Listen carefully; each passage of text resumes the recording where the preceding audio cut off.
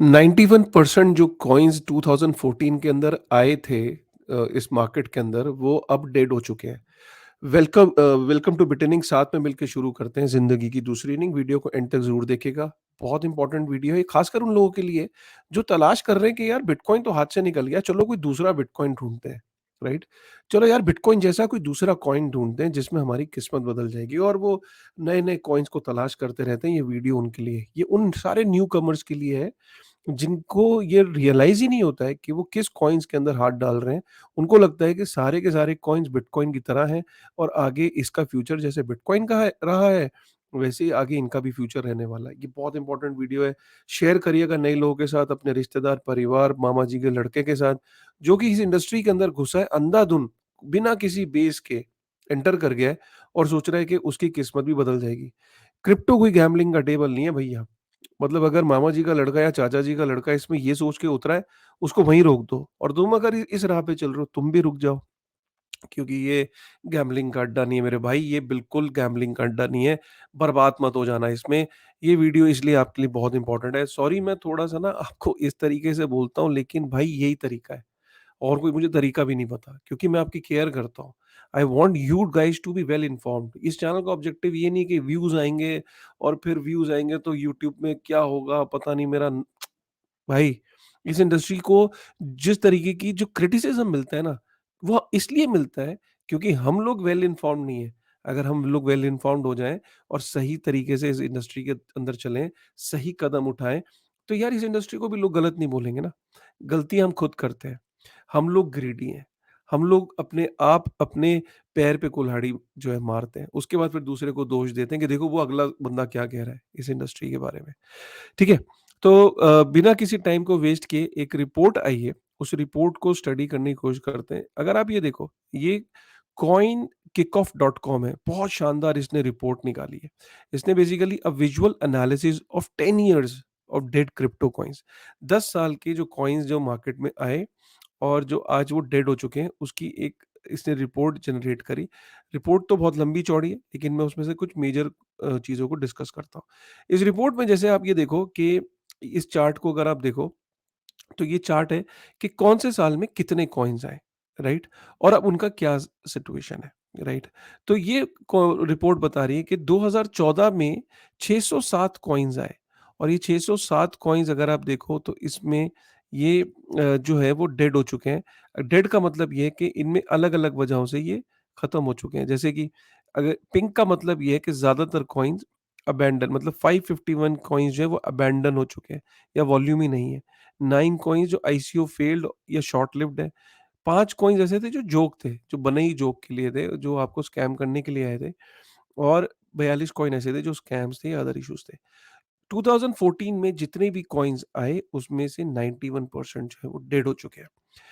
2017 एक ऐसा साल था जो आईसीयूज़ का साल था, उस साल भी सबसे ज़्यादा कॉइन्स आए, 704 कॉइन्स आए थे उस साल। 2017 एक आईसीयू का रिजीम था जिसमें कोई भी आके अपना व्हाइट पेपर दिखाता था और फंडिंग उठा लिया करता था।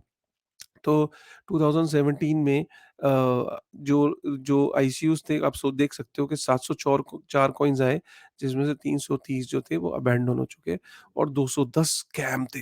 आप ये देखो कि 210 स्कैम थे। ऐसा हर साल में हुआ है। 2018 में 409 आए, 247 जो है वो 2015 में, 2016 में 224।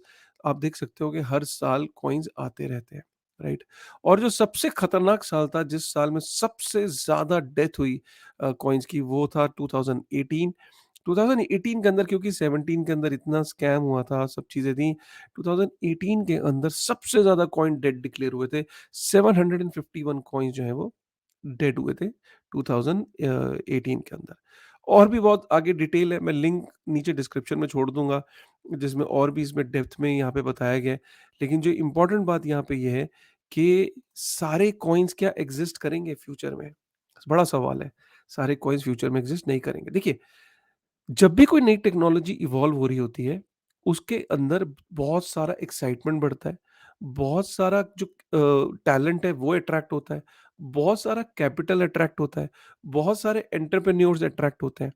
यहाँ पे बिटकॉइन ने एक एक राह दिखाई कि किस तरी से अब तरीके से आप एक डिसेंट्रलाइज्ड मॉनेटरी नेटवर्क रन कर सकते हो। किस तरीके से आप एक डिस्ट्रीब्यूटेड लेजर जो है वो रन कर सकते हो और वो इम्यूटेबल लेजर कैसे आप लेजर को इम्यूटेबल बना सकते हो, वो उसने टेक्नोलॉजी सतोशी नाकामोटो ने करके दिखाई। कंसेंसस मैकेनिज्म को रन करके दिखाया और उसने दिखाया कि कैसे मिल के लोग एक नेटवर्क को रन कर सकते हैं। एक इम्यूटेबल लेजर की का जो कॉन्सेप्ट है वो हमारे सामने आया। इससे इंस्पिरेशन लेते हुए इथेरियम आया। इथेरियम में विटालिक ने स्मार्ट कॉन्ट्रैक्ट्स और दुनिया की पहली प्रोग्रामेबल ब्लॉकचेन का इंट्रोडक्शन दिया और स्मार्ट कॉन्ट्रैक्ट्स का इंट्रोडक्शन हुआ और उसके बाद विटालिक के बाद दुनिया भर में L1s, L2s और हमने तरह-तरह के प्रोजेक्ट्स को आते हुए आज देख रहे हैं। हर साल ये कहानी रिपीट हुई, 2014 में हुई, 2017 में हुई, हुई तो हर साल लेकिन 14 और 17 में सबसे ज़्यादा ये रिपिटिशन हुआ। हर बार ये लगता है कि हर कॉइन ये क्लेम करता है कि वो अगला बिटकॉइन है, वो अगला इनोवेशन है। हर कॉइन ये क्लेम करने की कोशिश करता है कि वो अगला इथेरियम है। कोई कहता है मैं अगला बिटकॉइन हूँ, कोई कहता है मैं अगला कुछ कुछ और हूँ। तो इस तरीके से आपको ये नैरेटिव सेल होते हैं। अब ये इसी तरीके से है कि स्टॉक एक्सचेंज के ऊपर हज़ारों कंपनियाँ हैं और वो हर कंपनी आपको ये सेल करने की अगर कोशिश करे कि वो नेक्स्ट रिलायंस है या वो नेक्स्ट अडानी है या उसका फाउंडर नेक्स्ट मुकेश अंबानी है या वो नेक्स्ट धीरूभाई अंबानी है, तो क्या आप यकीन करोगे? नहीं। स्टॉक एक्सचेंज में आप ये यकीन नहीं करते। स्टॉक एक्सचेंज में आप इस तरह की गलतियाँ नहीं करते। वहाँ पे आप बहुत सारी रिसर्च और बहुत सारी कहानियों पे विश्वास ही नहीं करते। लेकिन क्रिप्टो के अंदर क्योंकि आपके पास नॉलेज का अभाव होता है, तो आपको हर कॉइन की कहानी एक जैसी लगने लगती है। आपको लगता है यार सबके वादे और सबकी कमिटमेंट जो वैसी ही होंगी जैसे बिटकॉइन के अंदर सतोशी नाकामोटो ने करी, है ना? यही कारण है। इसीलिए मैंने एक थ्रेड लिखा और मैंने थ्रेड के अंदर इन्हीं मुद्दों पे बात करी। मैंने कहा ठीक है जी, 90% पर 1% of all the cryptocurrencies in 2014 are dead. यही मैंने जो बात आपको बताई। अब मैंने कहा जी बिटकॉइन को कंपेयर करते हैं कि बिटकॉइन कहाँ खड़ा खड़ा है। अगर हम देखें तो 2000 10 से इसकी शुरुआत अगर आप देखो तो कुछ भी यहाँ पे ट्रांसफर नहीं हुआ, नेटवर्क के ऊपर कोई वॉल्यूम नहीं था। 2011-12 भी डेड थे। 2013 से थोड़ा-थोड़ा वॉल्यूम जो है वो दिखने लगा कि हाँ, बिटकॉइन के नेटवर्क में थोड़ा इंटरेस्ट जग रहा है। 2014 में भी ये नेग्लिजिबल था।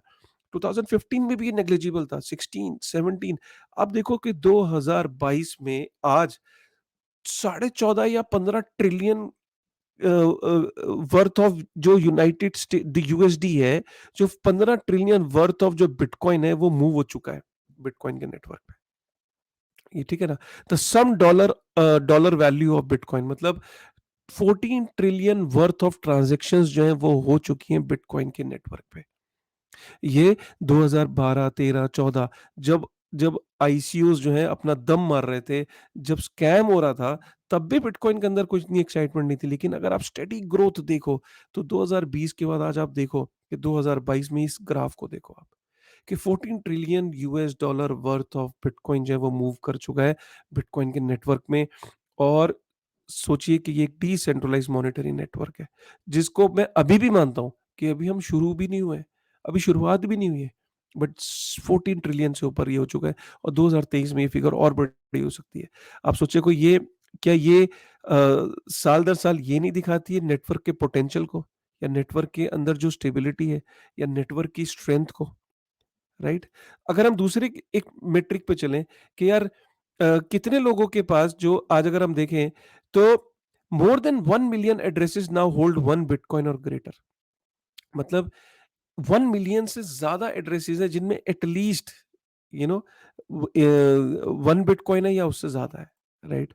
तो आप इससे अंदाज़ा लगा सकते हैं कि हो सकता है कि ये व्हेल्स भी हों जिनके 2, 3, 4 एड्रेसेस भी हो सकते हैं एक ही आदमी के, but still this number is exponentially growing year by year. With every year अगर हम देखें, with every year there is a steady growth in the number of addresses that hold 1 bitcoin और more. So more and more people are holding bitcoin. अगर हम hash rate की बात करें तो हैश रेट भी अगर आप देखें तो हर साल इंक्रीज होता जा रहा है, राइट?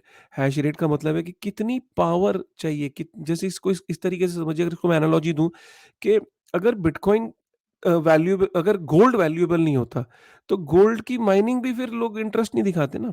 साल दर साल उसकी जो माइनिंग है प्रोसेस है वो साल दर साल उसमें कमी आती रहती, राइट?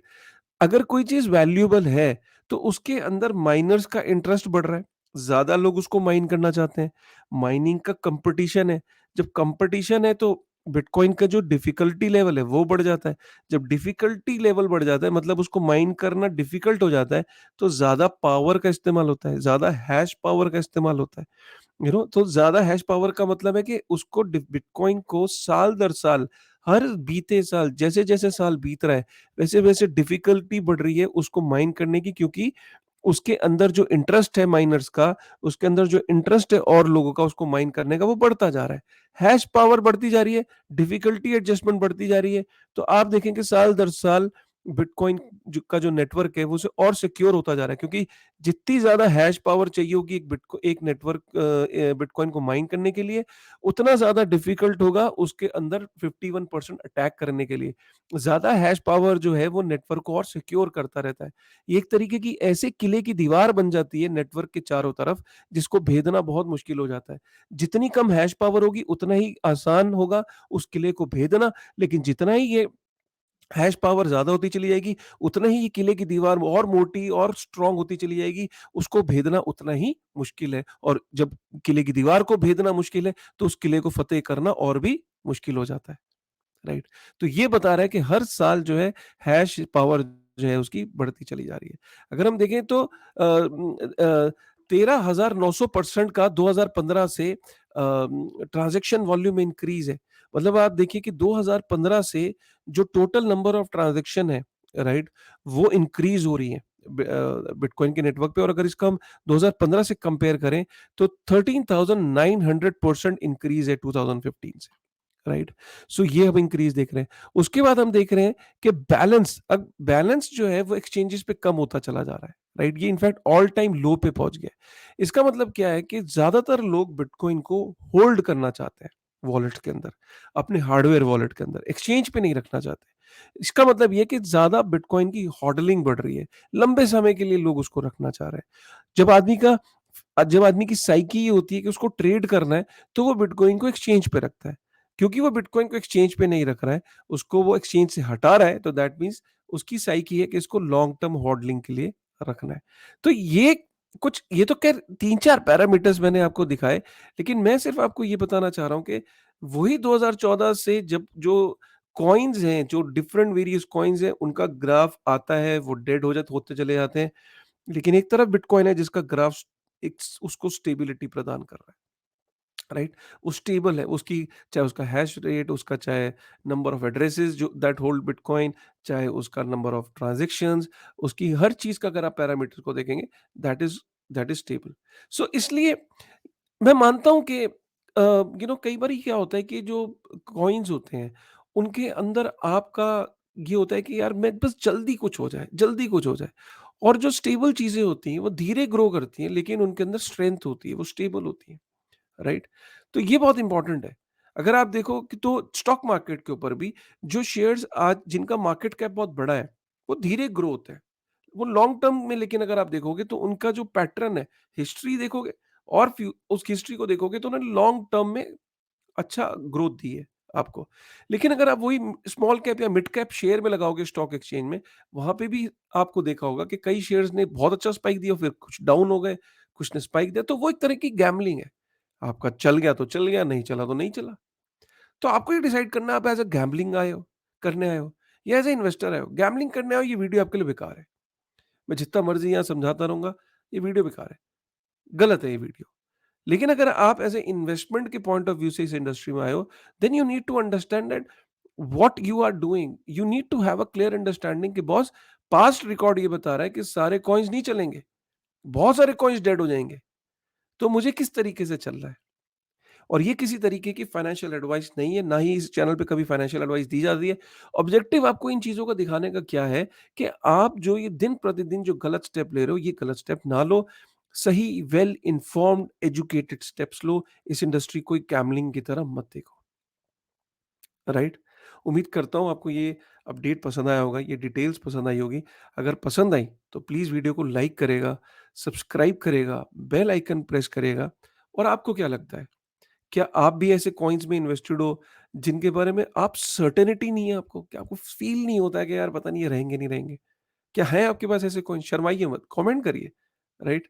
और क्या आपने 2023 में सोचा है अपनी स्ट्रैटेजी को चेंज करने के लिए?